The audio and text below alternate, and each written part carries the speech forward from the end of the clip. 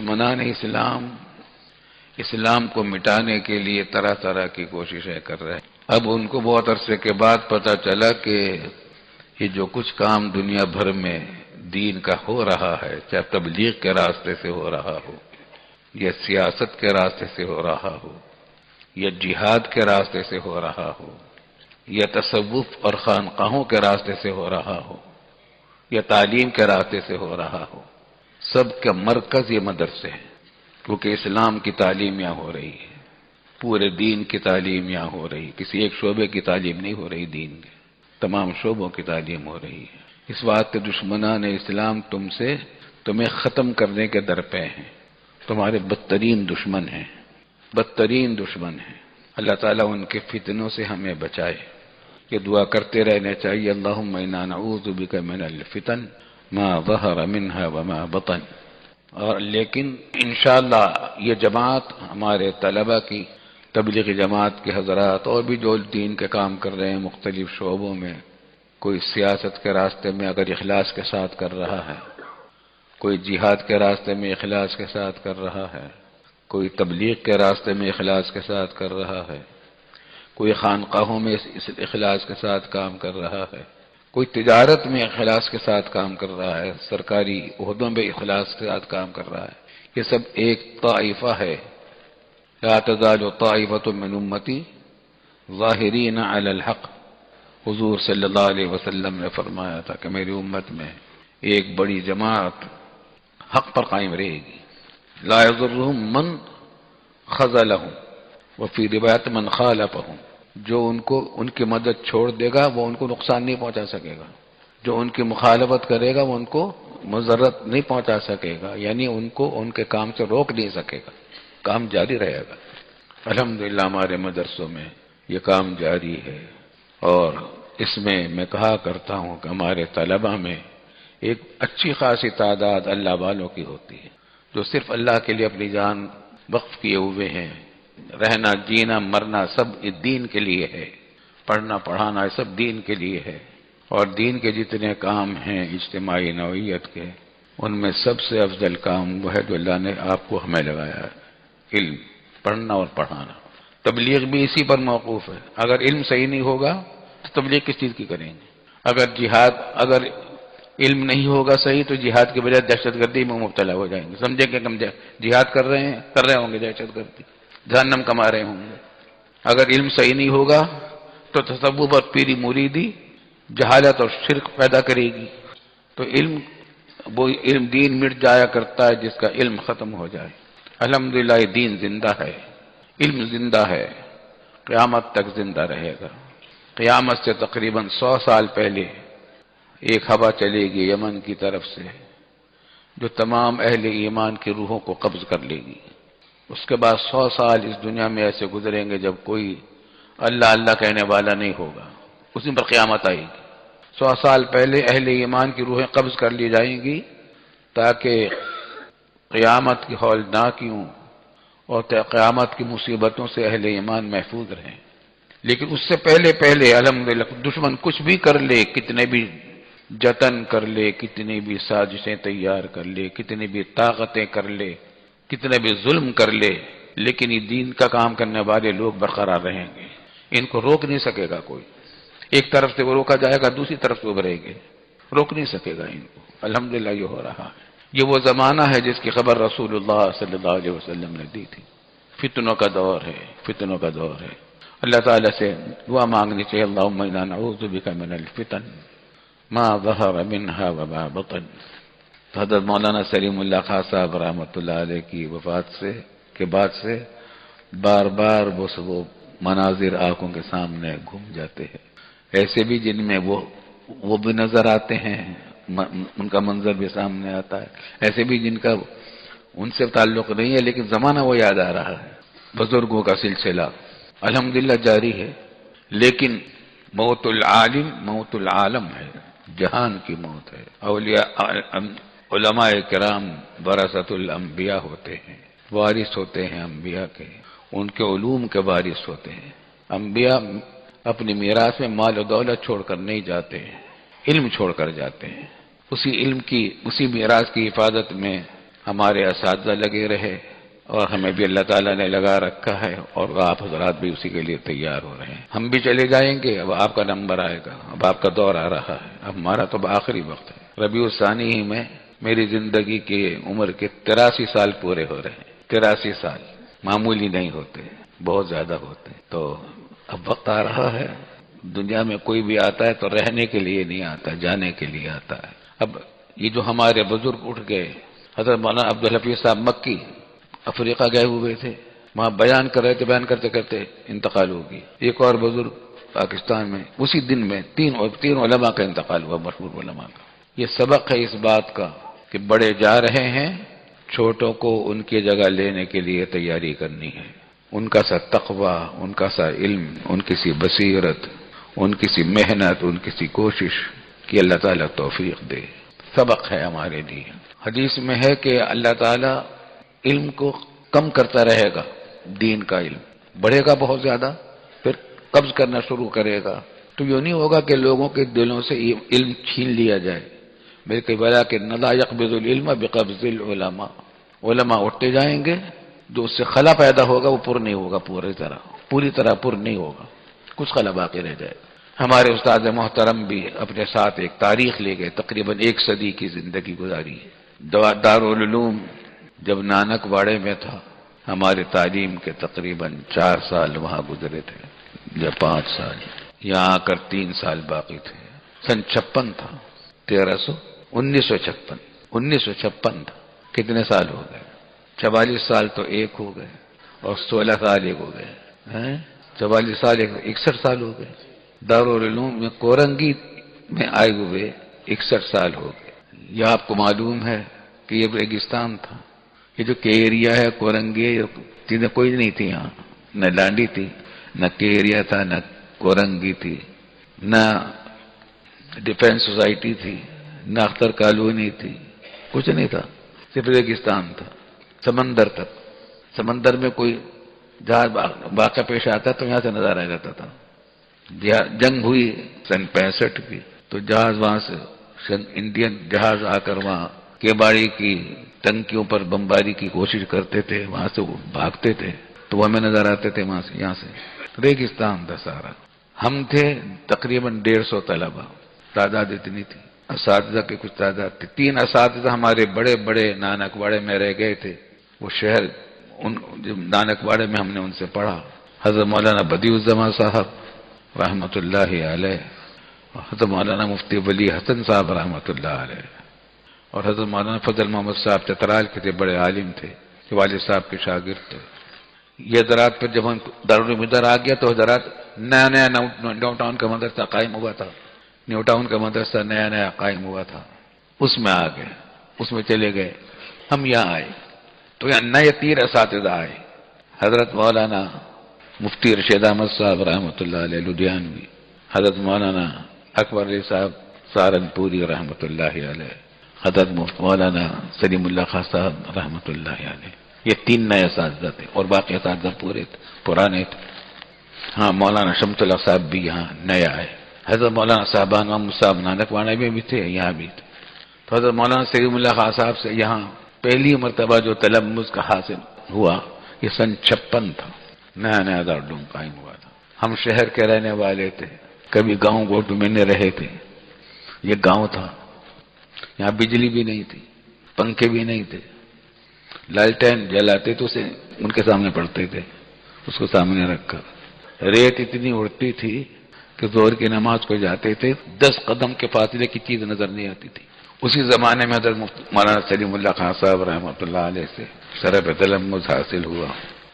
یہ تازہ اخیرین ان کے پاس ہماری تھی۔ ایک خاص بات حضرت کی یہ تھی کہ وہ ناغہ حتی الامکان بالکل نہیں کرتے تھے، سبق کی بڑی پابندی کرتے تھے، وقت کی بھی پابندی، اور پورا وقت لگاتے تھے۔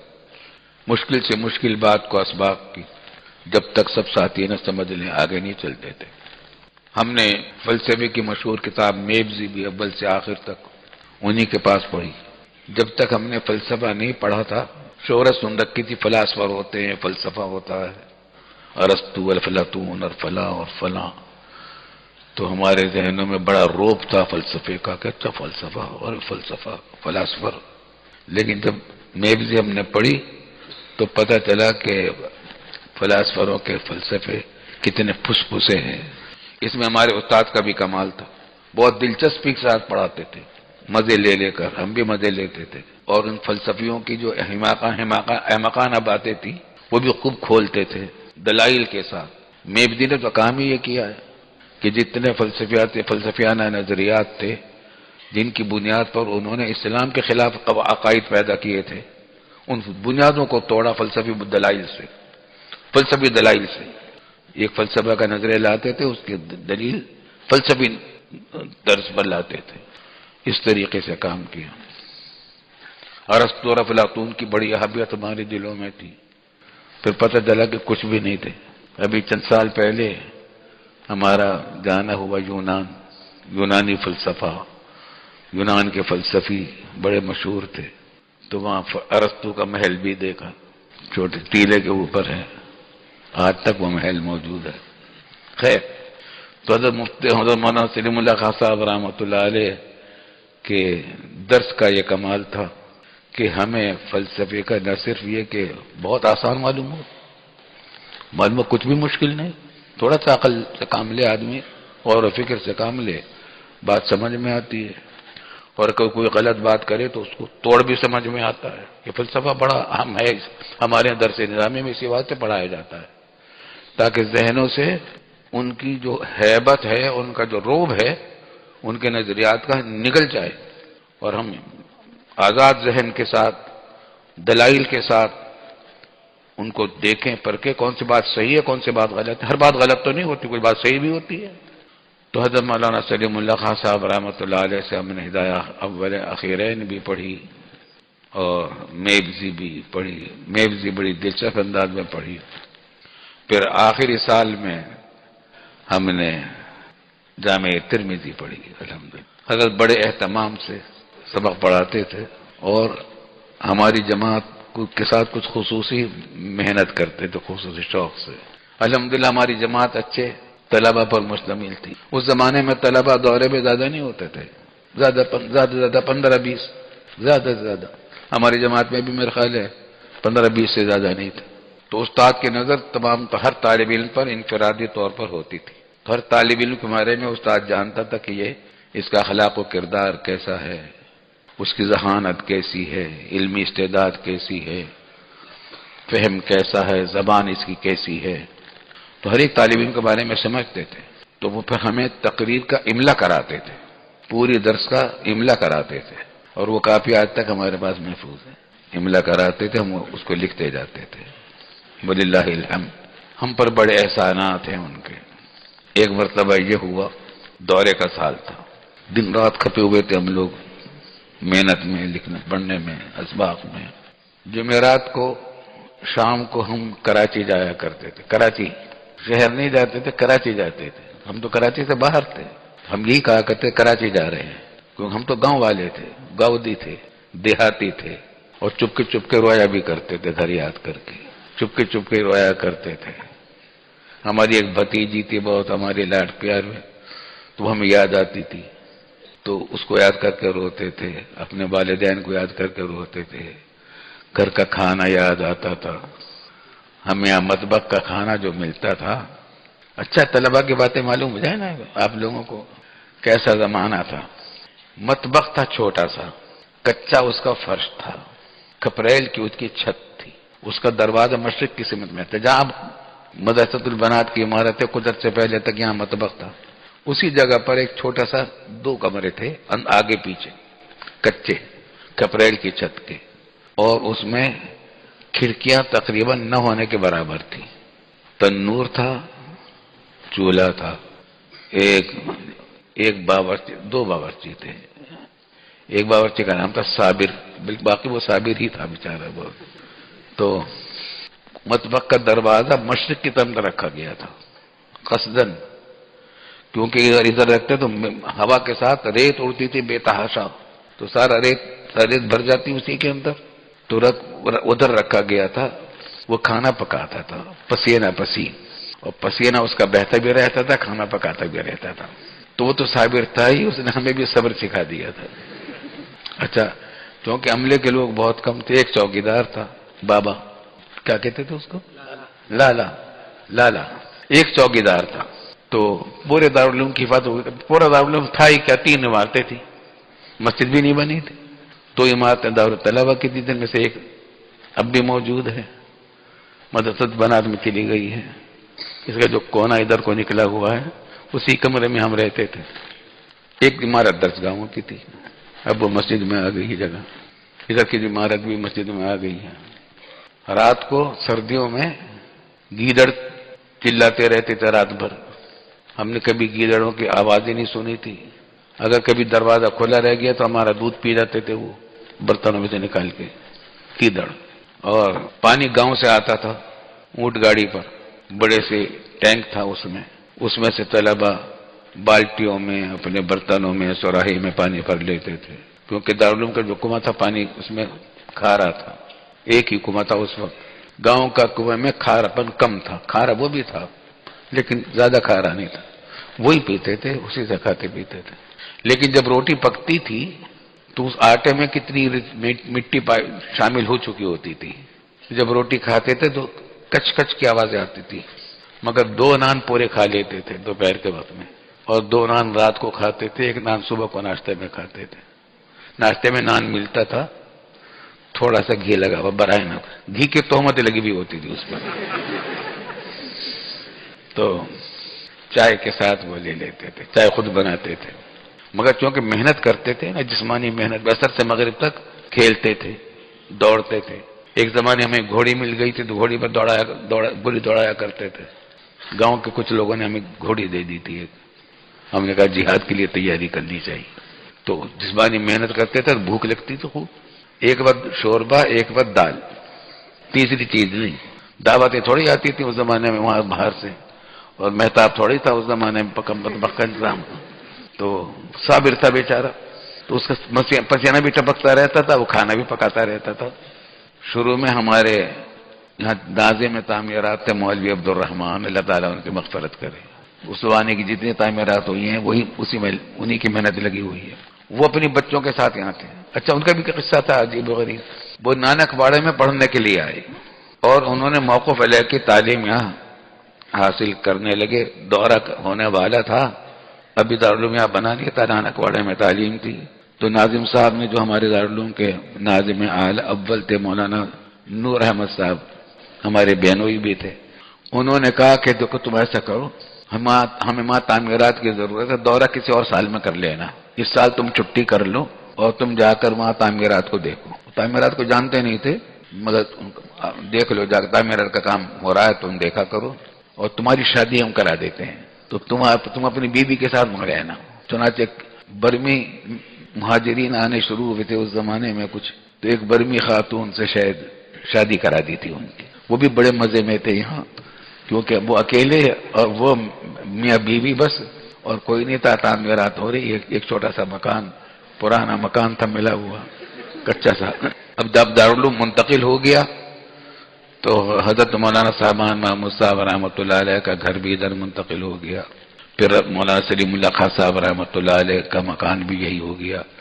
جہاں آج کل شمیم ہے جس مکان میں، وہ مکان تقریباً مولانا سلیم اللہ خان صاحب کا تھا. اور جس مکان میں آج کل مولانا قاری عبد الملک صاحب ہیں، یہ مکان مولانا عاشق علیہ صاحب کا تھا. اور جس مکان میں آج کل یہ تنویر صاحب ہیں، اس کا کچھ حصے میں مفتی رشید احمد صاحب رحمۃ اللہ علیہ ہوتے تھے. چھوٹے چھوٹے مکانات تھے، کچے کچے. تو خیر، ہم والد صاحب نے ان کے لیے کھانے کا، ہمارے لیے کھانے کا انتظام کر دیا کہ وہ ان کا وہ کھانا پکا کے وہ دے دیا، ہمیں پہنچا دیتے تھے دونوں وقت. اس کے پیسے والد صاحب جمع کرا دیتے تو ان کے پاس، اور کھانا ہمیں مل جاتا تھا دونوں وقت کا. ہم ایک دن جمعہ کی چھٹی میں گئے ہوئے تھے گھر، کراچی گئے ہوئے تھے. تو والد صاحب رحمۃ اللہ علیہ نے فرمایا کہ میں تم دونوں بھائیوں کے کھانے کا انتظام میں اگر کوئی خرچ کرنا پڑے، الحمدللہ میرے پاس اتنی گنجائش ہے کہ میں انتظام کر سکتا ہوں. اچھے سے اچھا سامان میں وہاں رکھوا سکتا ہوں، کسی باورچی کو تمہارے لیے ملازم بھی رکھ سکتا ہوں تاکہ تم آرام سے رہو. لیکن میرا دل چاہتا ہے کہ تم کھانا وہی کھاؤ جو تمہارے ساتھی کھاتے ہیں، بھائی کھاتے ہیں. میرا دل خوش اس میں ہوگا۔ ہم نے کہا ٹھیک، آپ کی خوشی میں مت لو۔ چنانچہ پھر مولوی عبدالرحمان کے ہاتھ سے کھانا بند ہو گیا۔ اب صابر کے رحم و کرم پر ہم آ گئے۔ ایک وقت شوربہ، ایک وقت سالن، اور شوربہ جیسا بنایا ہوگا صابر نے، اس کا اندازہ ہوگا، آپ اندازہ کر لو۔ الحمدللہ وہ کھاتے تھے، اسی میں وقت گزرا۔ ایک وقت واقعہ یاد آ گیا، دورے کے سال کا ہم سنانے لگے تھے آپ کو۔ سمائی امتحان تھا یا ششماہی یا سالانہ، یاد نہیں، امتحان آ گئے۔ جمعرات کو ہم گئے کراچی، جمعہ کا دن وہاں گزارا۔ جانا آسان کام تھوڑا ہی تھا، یہاں بسیں نہیں تھی، سڑک نہیں تھی، آبادی نہیں تھی، تو جاتے تھے، یہاں سے نکلتے تھے، کہیں سے کوئی گدا گاڑی مل گئی تو اس میں سوار ہو گئے، کہیں اونٹ گاڑی مل گئی تو اس سے کہتے ہمیں بٹھا لو، یہاں تک کہ ملیر کے قریب کہیں جا کر بس مل جاتی تھی، وہاں سے پھر چلے جاتے تھے۔ لانڈی کا ریلوے اسٹیشن تھا، وہاں سے مل جاتی تھی، کبھی چلتے تھے کبھی پہنچتے تھے۔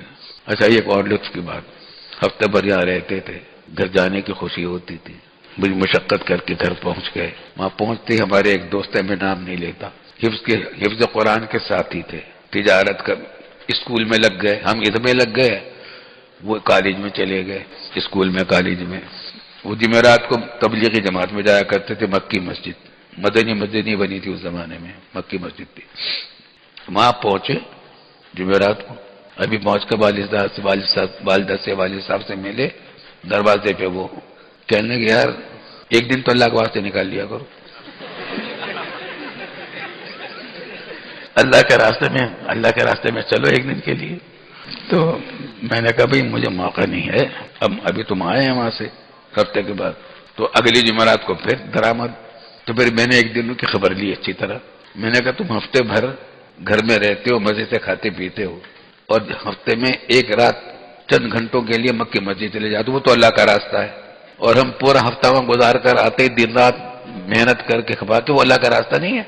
تو خیر ان کو تنبیہ ہو گئی، اس کے بعد سے انہوں نے مجھے اللہ کے راستے کی دعوت نہیں دی، اور ماشاءاللہ اس کے بعد پھر وہ مدرسوں کی طرف راغب ہو گئے، اب بہت بڑے کروڑ پتی ارب پتی تاجر ہیں، ہم سے محبت کرتے ہیں، اور دارالعلوم کی امداد میں بہت بڑھ چڑھ کر حصہ لیتے رہتے ہیں۔ ان کو فکر ہو، سمجھ میں آ گئی کہ اللہ کا راستہ کوئی اور بھی ہے، وہ سمجھتے تھے ایک ہی راستہ ہے، ریمنڈ سے ہو کر جاتا ہے وہ،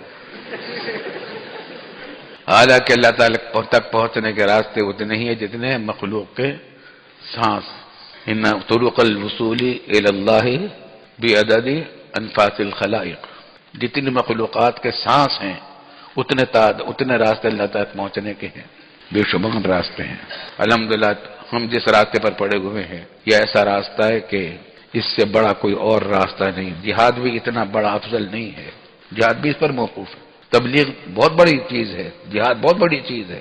الحمدللہ ہمیں جہاد کا شوق رہا ہے، دعائیں بھی ہم نے کی ہیں، اور کچھ کسی نہ کسی درجے میں شریک بھی ہوئے، انگوٹھا کٹوا کر شہیدوں میں نام لکھوا لیا، لیکن یہ کہ تبلیغ میں بھی گئے الحمدللہ کچھ دن کے لیے۔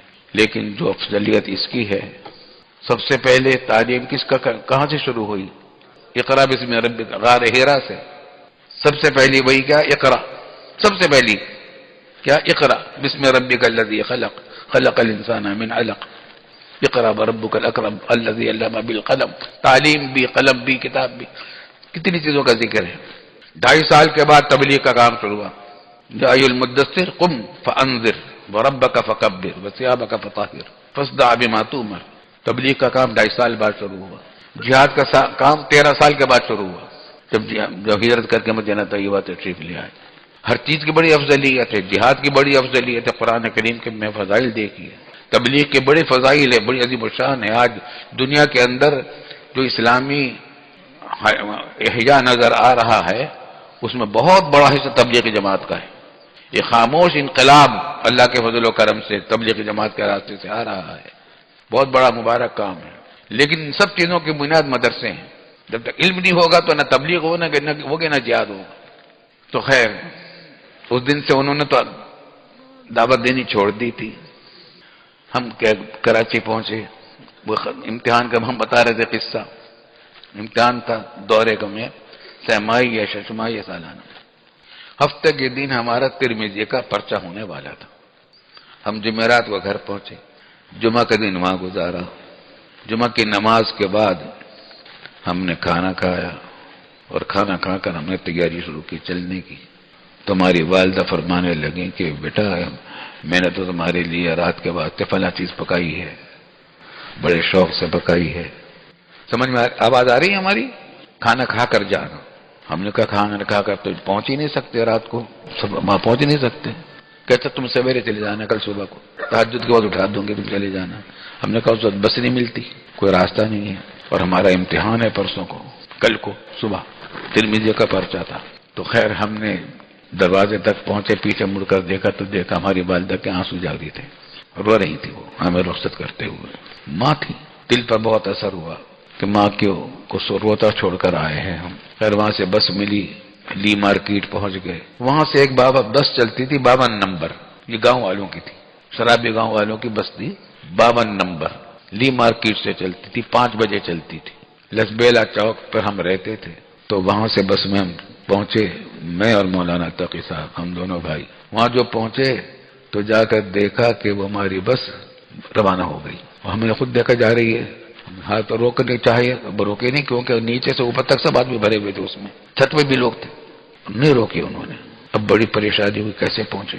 تو پھر ہمیں معلوم تھا کہ اب کوئی لانڈی کالونی کی تعمیر شروع ہو گئی تھی اس زمانے میں، دورے کے سال میں لانڈی کالونی کی تعمیرات شروع ہو گئی تھی، کچھ کچے پکے مکانات بننے لگے تھے لانڈی اسٹیشن کے ساتھ۔ تو ایک بس جانے لگی تھی صدر کے راستے سے، اور ادھر یہ کچے راستے سے چل کر یہاں لانڈی تک آتی تھی، سارا ریگستان تھا یہ۔ ہم نے کہا یہ اس بس میں ہم بیٹھ جائیں گے، چنانچہ ہم نے عصر مغرب کی نماز یہاں پڑھی امپیریس مارکیٹ کے قریب کی مسجد میں، پھر لائن میں لگ گئے بس میں جا کر، اور بالآخر ہمیں لائن میں جگہ مل گئی، بس میں بیٹھ گئے۔ مغرب کی نماز ہو چکی تھی، بس روانہ ہو گئی، ہم بے خوش ہو گئے۔ تقریباً رات کے 10 بجے ہوں گے، 11 بجے ہوں گے۔ بس نے ہمیں وہاں اتارا جہاں آج 6 نمبر ہے اور عبد الغفور مٹھائی والوں کی دکان ہے، وہاں اتارا۔ تو اس زمانے میں دکان نہیں تھی، بلکہ ایسے ہی وہ انہوں نے کچھ چھپر سا ڈال کے کچھ کام شروع کیا تھا، اور وہاں ایک ہنڈا لگا ہوا تھا۔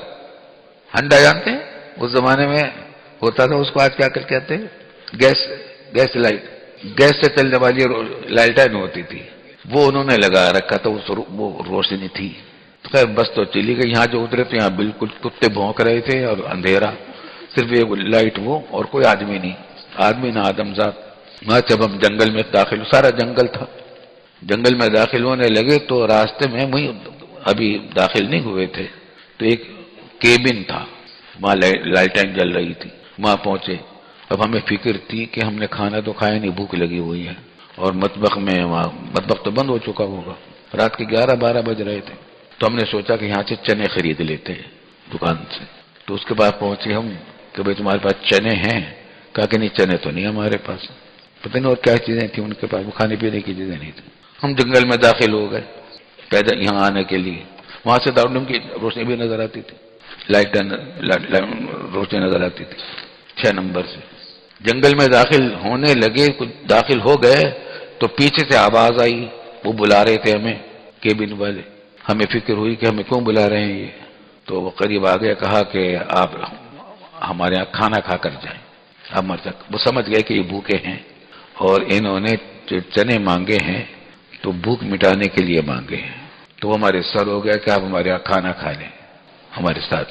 ہمیں بڑی شرم آئی کہ انہوں نے ہمیں بھوکا سمجھا اور ہمیں صدقے کا کھانا کھلانا چاہتے ہیں، تو اور زیادہ شرم آئی۔ ہم نے کہا نہیں بالکل نہیں، ہم دارالعلوم میں ہم جا کر کھانا کھائیں گے۔ کہنے کہ صاحب وہاں نہیں کھانا ملے گا اب آپ کو، ہمیں تو معلوم ہے دارالعلوم میں اس وقت دیکھیے، آپ دیکھیں وہاں لائٹیں سب بند ہو چکی، صرف ایک لائٹ چل رہی ہے۔ میں نے کہا نہیں، وہ چوکیدار ہوتا ہے، لالا ہوتا تھا وہ، تو اس سے دوستی تھی۔ مگر اس دن خیر ہم نے نہیں لیا، کھایا نہیں کھایا۔ لالا بھی سو چکا تھا، داخل ہوئے، کھیت تھے، کھیتوں کو پار کر کے یہاں پہنچے۔ 4 دیواری تھوڑا ہی تھی دارالعلوم کی، 3 عمارتیں تھے۔ آ کے اپنے اس زمانے میں کمرہ دوسرا تھا ہمارا، ادھر تھا جہاں مولانا شریف تقی صاحب کا مکان ہے، اور چھوٹا سا ایک کمرہ تھا، وہاں جا کر بھوکے سو گئے۔ والدہ کو روتا چھوڑ کر آئے تھے، اچھا بھوکے سوئے تھے، نماز پڑھ کے سو گئے۔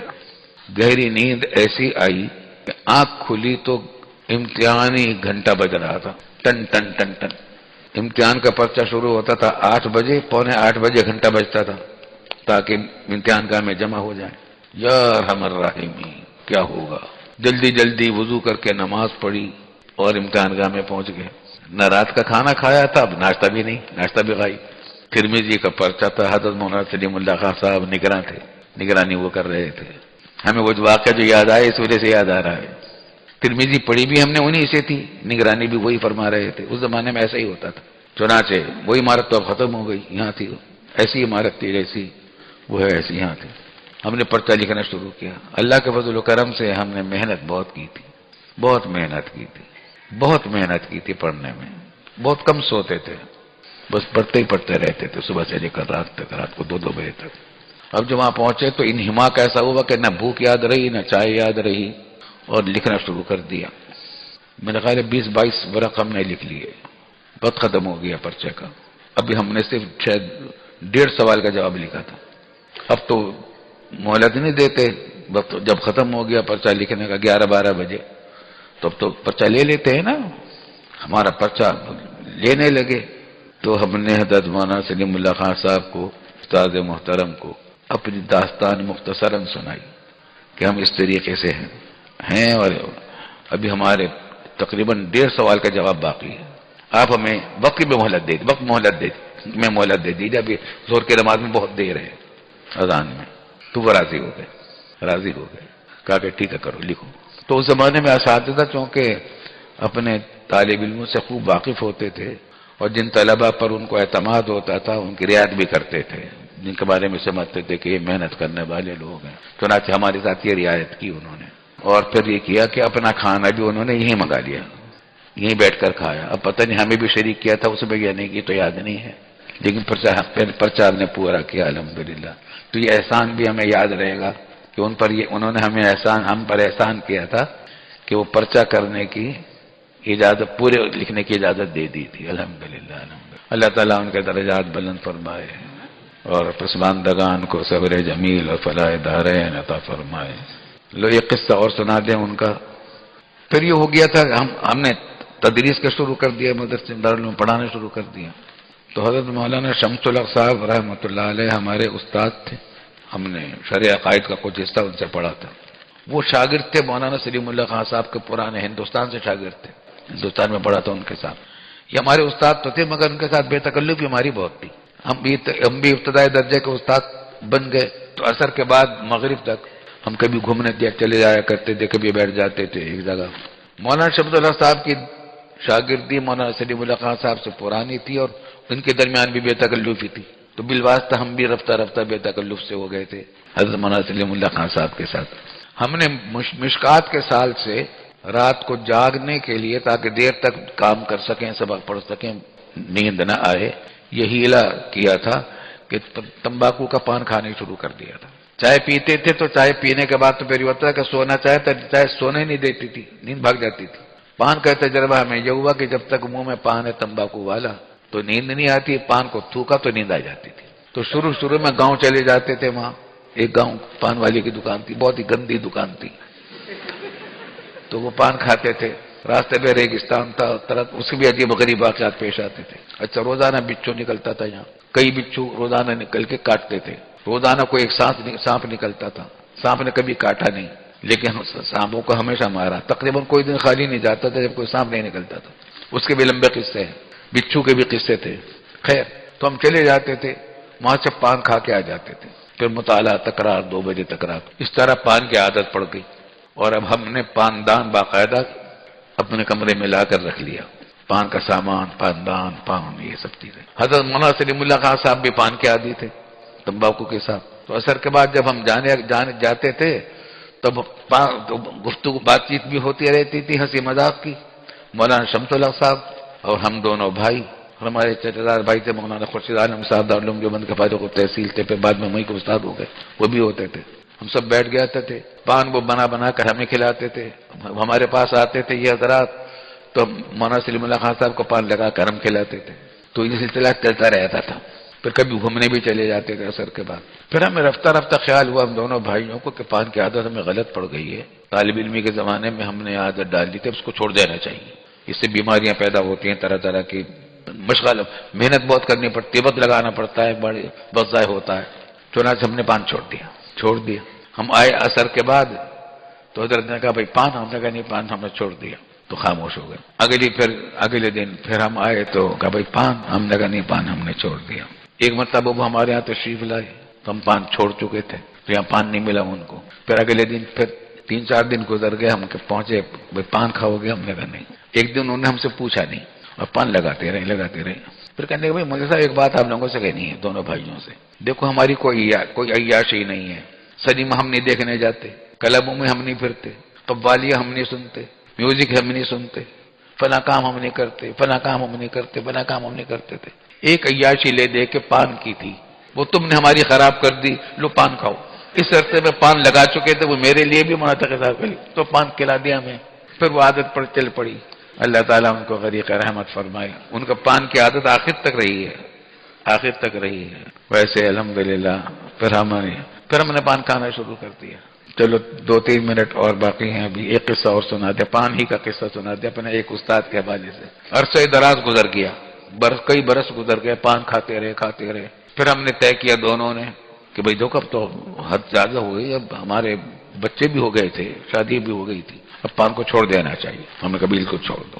طے کیا کہ دیکھو پان اصل میں جب پان دان گھر میں ہوتا ہے تو پان یاد آ جاتا ہے، تو پان دان کو بھی چھپا کے رکھو تاکہ نظر بھی نہ پڑے، جیسے اوانی ارباؤ کو منع کر دیا گیا تھا جب حرمت خمر آئی تھی، تو خیر ہم نے اس کو چھپا کے رکھ دیا۔ طلبہ سے بھی ہم نے کہہ دیا کہ دیکھو بھئی ہم نے پان چھوڑ رکھا ہے، مشکل سوالات نہ کرنا اب ہمارے سے۔ ذہنی طور پر کام، محنت، دماغی کام بھاری معلوم ہوتا تھا، یاد رکھنا مشکل ہوتا تھا۔ ہم نے کہا بھئی آسان سوال کریں، طلبہ نے بھی رعایت کی، مشکل سوال نہیں کیے۔ کئی دن گزر گئے، میرے خیال ہے ہفتہ 2 ہفتے گزر گئے۔ ایک دن مولانا تقی صاحب گئے ہوئے تھے شہر، شام کو واپس آئے تو دیکھا خوب چہرے پر رونق اور منہ میں پان۔ ہم نے کہا بھئی یہ کیسے؟ کہنے لگے عجیب قصہ ہوا، میں شہر سے آ رہا تھا، وہاں پھلوں کی دکان تھی نیو ٹاؤن کے پاس، ہم ہمیشہ پھل وہاں سے خریدا کرتے تھے۔ کہنے لگے پھل خرید رہا تھا تو نیو ٹاؤن کے مدرسے میں ہوتے تھے حضرت مفتی ولی حسن صاحب رحمۃ اللہ علیہ، ہمارے استاد تھے، ہم نے ان سے بہت کتابیں پڑھی تھی، ہدایہ والین بھی ان سے پڑھی تھی ہم نے۔ کہنے لگے اچھا وہ بھی پان کے بہت عادی تھے، تو وہ پنواڑی کی دکان پر پان بنوا رہے تھے، تو کہتے میں نے پھل خریدا، میں نے سلام کیا تو مجھ سے پوچھنے لگے کہ کیا حال ہے؟ میں نے کہا کہ ٹھیک ہے۔ تو اس عرصے میں وہ پان لگواتے رہے، تو وہ کہا کہ حضرت میں نے کہا، پوچھا انہوں نے کہ بھئی کیا بات، تمہارے ایسے کیوں ہو رہا ہے چہرے پر، تمہارا ایسا اثر کیوں ہو رہا ہے؟ کہا کہ میں نے پان چھوڑ دیا، ہم دونوں بھائیوں نے پان چھوڑ دیا۔ کہنے لگے بہت اچھا کیا۔ اس عرصے میں وہ ایک پان اور بنوا چکے تھے ان کے لیے۔ کہا کہ بہت اچھا کیا، وجہ اس کی یہ ہے کہ پان چھوڑنے کے بعد جب آدمی دوبارہ کھاتا ہے تو مزہ بہت آتا ہے۔ چنانچہ پھر وہ منہ میں پان لے کر آ گئے تھے، پھر عادت ہماری اسی طریقے سے چلتی گئی ہے، مگر اب ہم نے کئی سال سے باقی چھوڑ دیا ہے۔ کسی نے کہا تھا کہ لوگ کہتے ہیں کہ تمباکو چھوڑنا بہت مشکل ہے، کچھ بھی مشکل نہیں، 20 مرتبہ تو میں چھوڑ چکا ہوں۔ وآخر دعوانا ان الحمد للہ رب العالمین۔